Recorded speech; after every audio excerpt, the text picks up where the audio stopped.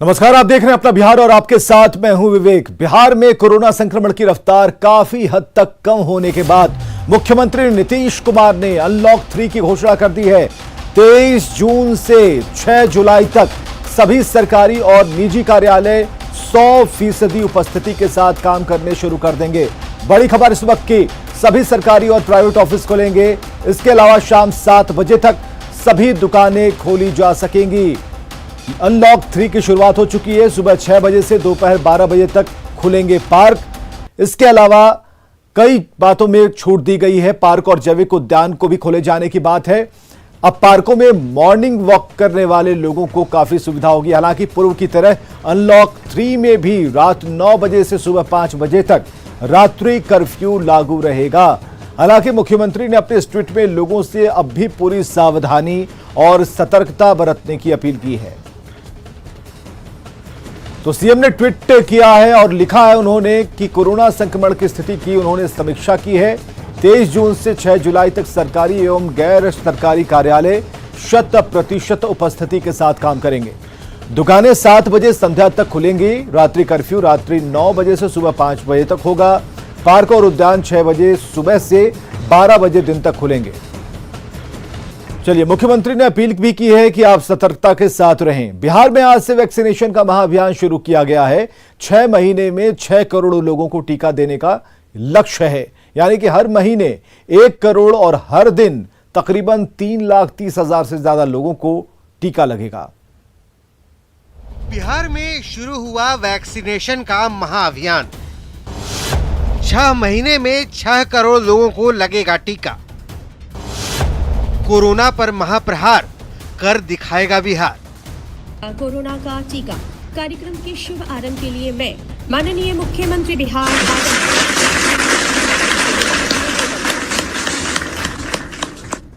कर दिखाएगा बिहार, इसी नाम और संकल्प के साथ सीएम नीतीश कुमार ने बिहार में वैक्सीनेशन के महाअभियान का आगाज किया। वीडियो कॉन्फ्रेंसिंग के जरिए अभियान के शुभारंभ कार्यक्रम में दोनों डिप्टी सीएम, स्वास्थ्य मंत्री, शिक्षा मंत्री और कई बड़े ऑफिसर मौजूद थे। अभियान के तहत 6 महीने में 6 करोड़ लोगों को टीका लगाने का लक्ष्य तय किया गया है। हर महीने 1 करोड़ यानी रोज 3,30,000 लोगों को टीका लगाया जाएगा। टीकाकरण राज्य के 6,000 से ज्यादा केंद्रों पर लगाया जाएगा। 839 टीका एक्सप्रेस गाड़ियों से भी घूम घूम कर टीका लगाया जाएगा।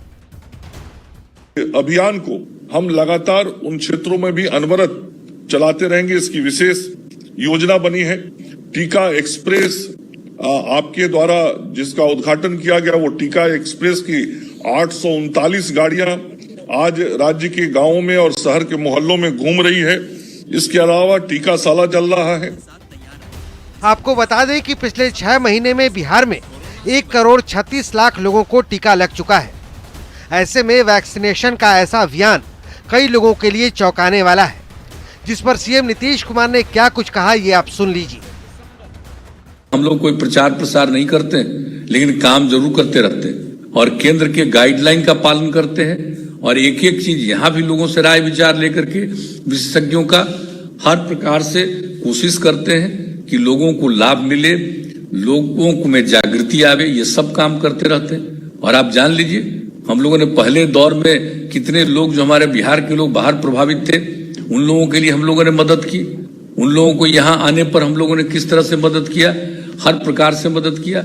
अगर किसी परिवार किसी का डेथ हो गया तो उनके लिए हम लोगों ने शुरू कर दिया कि 4 लाख रुपया उस परिवार को हम लोग देंगे।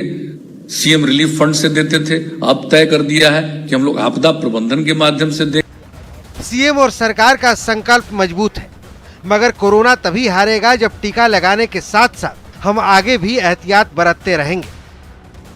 कि विशेषज्ञ लोग बता रहे हैं कि तीसरा डोज आने वाला है, तो हम हाथ जोड़कर सबसे प्रार्थना करेंगे कि राज्य सरकार की तरफ से जो कुछ भी संभव ये किया जा रहा है, लेकिन इसके साथ साथ आप सब लोगों को सतर्क रहना है, सचेत रहना है। हमारी भी अपील यही है कि एहतियात बरतने के साथ साथ आप टीका जरूर लगवाइए, ताकि बिहार कोरोना की जंग जीत सके। Bureau report, news 18 network.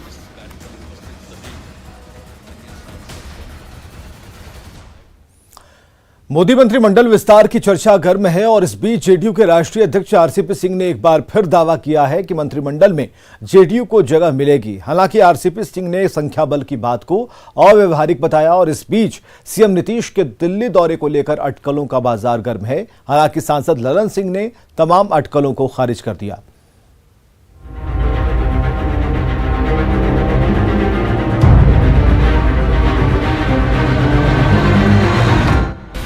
यानी एक जो सांकेतिक होता है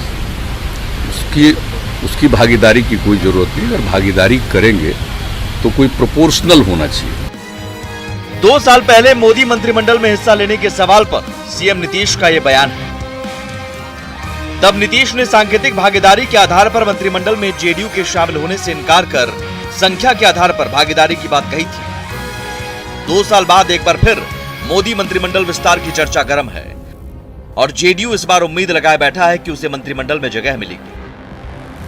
हालांकि जेडीयू के राष्ट्रीय अध्यक्ष आरसीपी सिंह इस बार किसी फॉर्मूले की बात पर जोर देने के बजाय संख्या बल की सोच को अव्यावहारिक बताते हुए इसे रिश्ते में तनाव पैदा करने वाला बता रहे हैं। जब भी केंद्रीय मंत्रिमंडल का विस्तार होगा तो जनता दल चूंकि एनडीए का पार्ट है तो निश्चित रूप से जनता दल की उसमें भागीदारी होगी।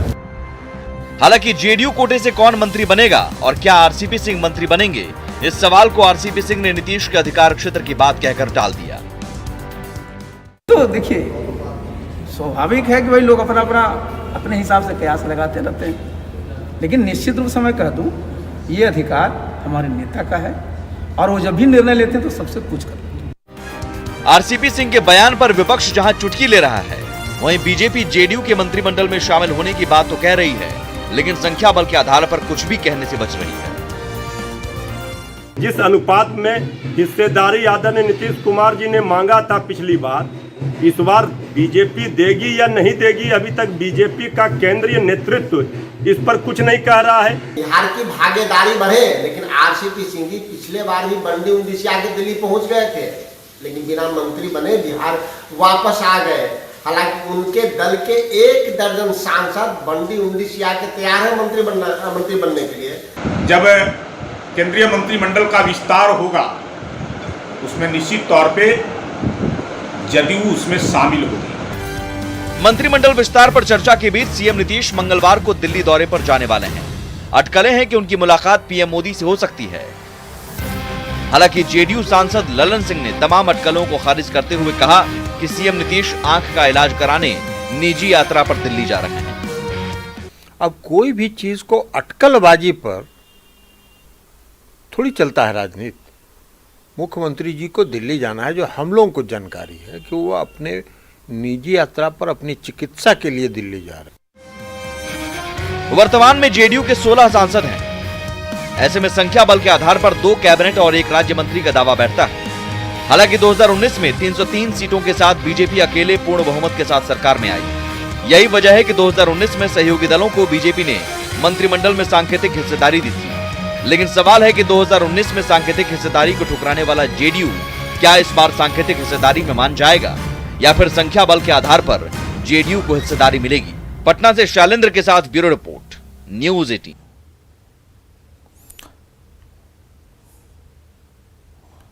चलिए, बड़ी खबर, स्टेट का रिजल्ट जारी कर दिया गया। जी हां, स्टेट के 3 विषयों का रिजल्ट जारी हो चुका है। इस वक्त की बड़ी खबर हम आपको बता रहे हैं। स्टेट के 3 विषयों का रिजल्ट जारी किया गया। विषय है विज्ञान, संस्कृत और उर्दू, जिनके रिजल्ट जारी कर दिए गए हैं। शिक्षक बहाली से पहले ही यह रिजल्ट जारी कर दिया गया और यह भी जानकारी लीजिए कि 37,000 पदों पर बहाली होनी है, लेकिन इस बहाली से पहले 12 विषयों का रिजल्ट जारी हुआ था। 3 विषयों के रिजल्ट पर रोक लगी थी, जो अब जारी हो गए। कुल मिलाकर स्टेट का जो रिजल्ट है वो जारी हुआ है। अभी जो रिजल्ट जारी हुए जिन विषयों के, उनके बारे में हम आपको जानकारी दे रहे हैं। 3 ऐसे विषय हैं जिनके रिजल्ट जारी किए गए हैं, वो है विज्ञान, संस्कृत और उर्दू।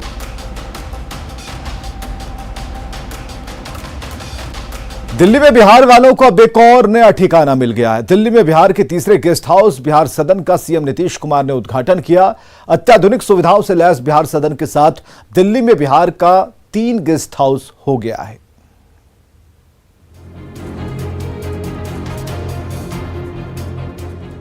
शानदार और भव्य दिखने वाली ये इमारत दिल्ली में बिहार वालों का एक और ठिकाना बिहार सदन है, जिसका सीएम नीतीश ने पटना से वर्चुअल तरीके से उद्घाटन किया। अत्याधुनिक सुविधाओं से लैस बिहार सदन में तमाम सुविधाओं का ख्याल रखा गया है। इस भवन की डिजाइन ऐसी की गई है कि दूर से ही बिहार की झलक नजर आ जाए।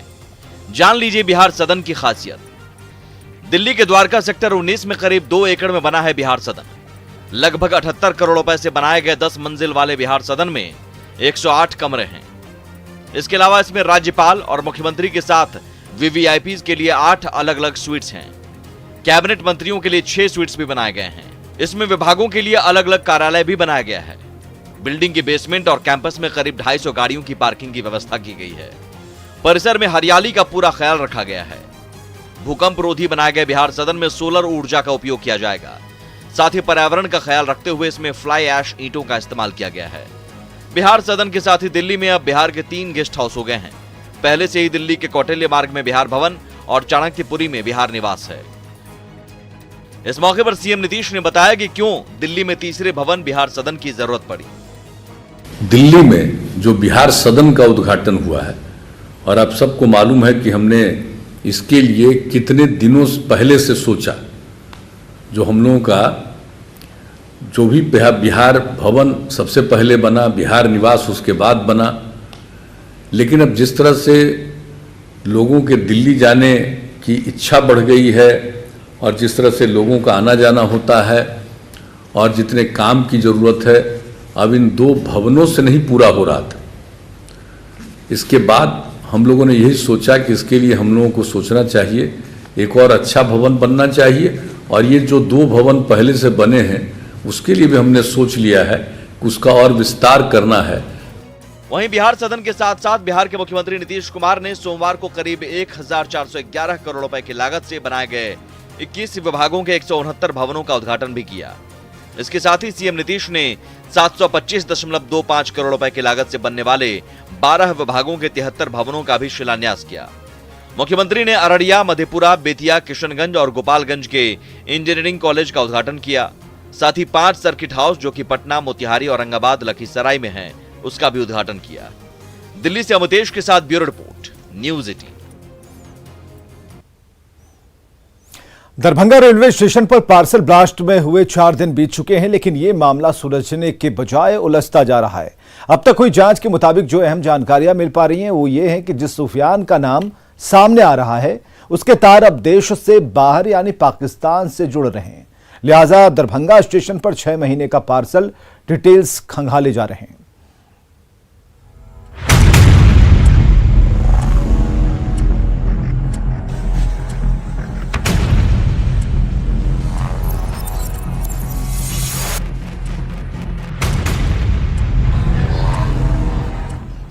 जून को दरभंगा रेलवे स्टेशन पर जो पार्सल धमाका हुआ था, उस मामले में जांच टीम को अहम सुराग हाथ लगे हैं। पार्सल ब्लास्ट के तार पाकिस्तान से जुड़ते हुए दिखाई दे रहे हैं। सूत्रों से मिली जानकारी के मुताबिक पार्सल ब्लास्ट मामले में जिस सुफियान का नाम सामने आ रहा है वो पाकिस्तान में ट्रेनिंग हासिल कर चुका है। एटीएस को पहले से सुफियान की तलाश थी। गिरफ्तारी के बाद आतंकी सामी ने भी सुफियान का नाम लिया था। सुफियान कहां है इसकी जानकारी सामी ने नहीं दी थी। दरभंगा पार्सल विस्फोट में नाम आते ही जांच एजेंसियां अलर्ट हो चुकी हैं। पार्सल विभाग दरभंगा से 6 महीने की डिटेल्स मांगी गई है। और ये पार्सल विभाग को भी जो है जीआरपी के द्वारा एक निर्देश दिया गया है कि जितने भी जो 6 महीने में जितने भी सिकंदराबाद से यहाँ लाया गया था कपड़े का या जो बंडल आया है या क्या सिकंदराबाद से यहाँ भेजा गया था उसकी जो है एक रिपोर्ट तैयार करने के लिए तो जीआरपी भी जुट गई है उस रिपोर्ट को तैयार करने में कि आखिर 6 महीने के अंदर क्या सिकंदराबाद से यहाँ लाया गया था और सिकंदराबाद से लाने वाला सामान आखिर कौन रिसीवर था और किसने ले गया है। दरअसल पिछले गुरुवार यानी 17 जून को सिकंदराबाद से दरभंगा पहुंची स्पेशल ट्रेन से एक कपड़े का पार्सल उतारा गया था और जैसे ही पार्सल को 2 नंबर प्लेटफॉर्म से 1 नंबर प्लेटफॉर्म पर लाया गया उसमें एक धमाका हो गया। धमाका हल्का होने के कारण कोई जान माल की क्षति तो नहीं हुई, लेकिन सबसे बड़ा सवाल ये है कि जो पार्सल दरभंगा के मोहम्मद सुफियान के नाम से था उस मोहम्मद सुफियान का अब तक कोई पता नहीं चल पाया है। सिकंदराबाद से दरभंगा तक सुराग तलाशी जा रहे हैं। सीसीटीवी फुटेज अब तक इस टीम को हाथ नहीं लग सका है। वो सीसीटीवी फुटेज एक्चुअली उसका जो हार्ड डिस्क है उसका एक पासवर्ड मिसिंग है। इस वजह से उस हार्ड डिस्क को जो सीपी ऑफिस है, यहाँ पर पुलिस कमिश्नर के ऑफिस है, वहाँ भेजा गया है और उसको पासवर्ड को क्रैक करके आज उसका वीडियो रिट्रीव करने की कोशिश की जाएगी। जाहिर है पार्सल की गुत्थी सुलझने की बजाय उलझती जा रही है, जिसका डिकोड होना बहुत जरूरी है, क्योंकि बात दरभंगा की है जिसका मॉड्यूल चिंता बढ़ाता है। न्यूज 18 के लिए दरभंगा से विपिन कुमार दास और हैदराबाद से संजय तिवारी की रिपोर्ट।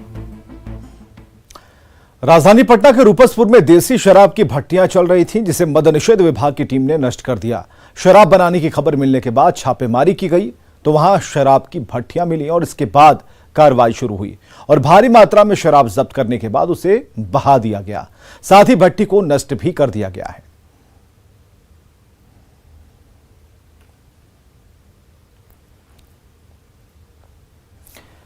तो जमीन में दबाकर ये भट्टियां चलाई जा रही थी। दो तस्वीरें एक साथ हम आपको दिखा रहे हैं, देसी शराब की भट्टी और रूपसपुर में पुलिस की कार्रवाई ये हुई है। रूपसपुर थाना भी है, 2 से 3 किलोमीटर का दायरा है जहां पर ये भट्टियां चल रही थी और उसके बाद सूचना मिली और उसके बाद ये कार्रवाई की गई।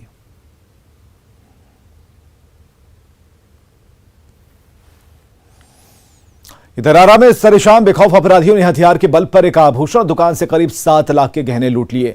बाइक सवार 3 लुटेरों ने इस वारदात को अंजाम दिया है। घटना नवादा थाना क्षेत्र के पकड़ी चौक की है, जहां लक्ष्मी ज्वेलर्स में अचानक 3 अपराधी घुस आए और हथियार के बल पर दुकानदार के साथ ग्राहकों को भी बंधक बनाया।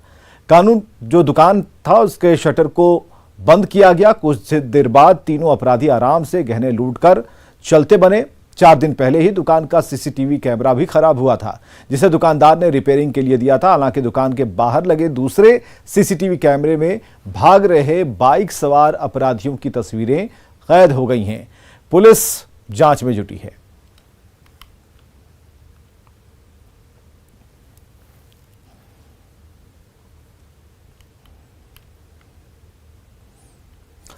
नेटवर्क 18 और फेडरल बैंक ने आज संजीवनी अभियान के लिए टीका लगाया क्या एंथम सॉन्ग लॉन्च किया है।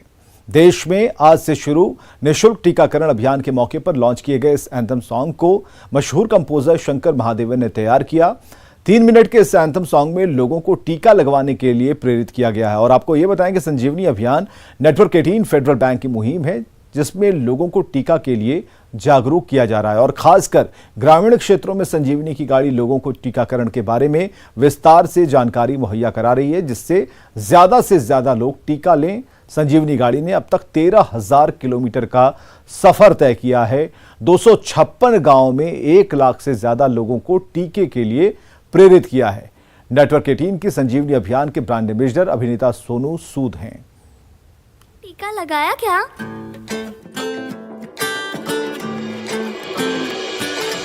टीका लगा, वो जरा टीका लगा। जब अपनी बारी आए टीका लगा। टीका लगा, वो जरा टीका लगा। जब अपनी बारी आए टीका लगा। टीका लगा, वो जरा टीका लगा। वो जरा टीका टीका टीका टीका लगाया क्या?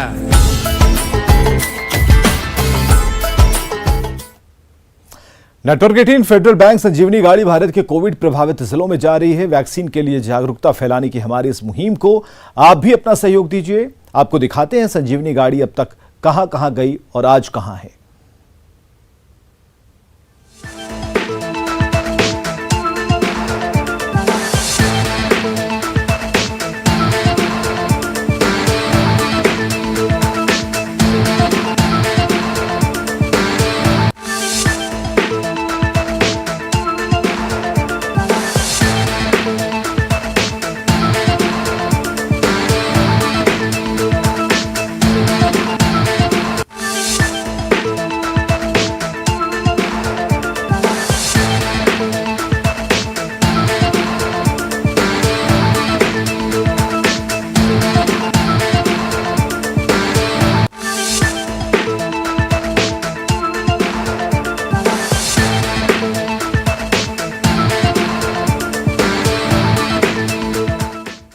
और आगे देखिए जोहार झारखंड।